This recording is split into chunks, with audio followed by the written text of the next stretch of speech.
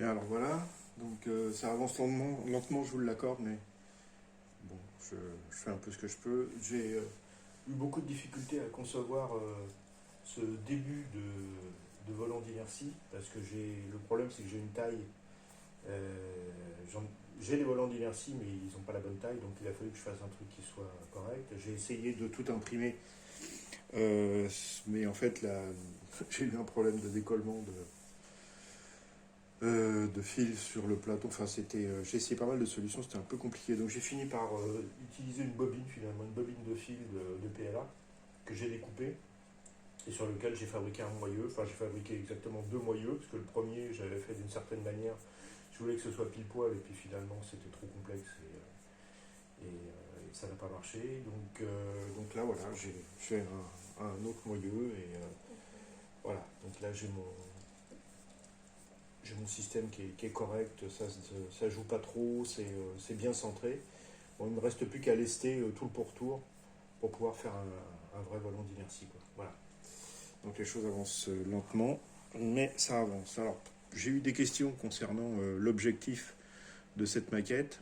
Alors, il est assez simple, c'est que j'ai découvert des brevets qui datent. Le premier date de 1911, voilà, donc c'est pas d'hier. Et puis j'en ai toute une kyrielle après 1911, 1920, 25, 1930, 1940, enfin 40, 40 ou 42, enfin bref, et jusqu'à 2000, jusqu'à 2008, je crois.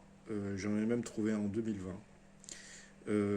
Qui relatent tous des fonctionnements un peu particuliers du phénomène de précession gyroscopique. Enfin, ils ne le disent pas comme ça dans le brevet, mais en fait, la machine n'a aucune utilité s'il n'y a pas un fonctionnement particulier.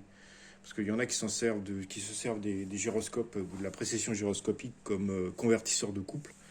Mais si techniquement on n'a pas un avantage quelconque, il n'y a aucun intérêt à faire un convertisseur de couple avec un gyroscope. C'est une mécanique extrêmement complexe, qui est lourde, qui est difficile à mettre au point.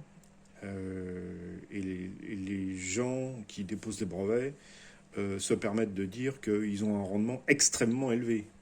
De leur mot, hein, extrêmement élevé. Donc extrêmement élevé, ça veut dire proche de 100%.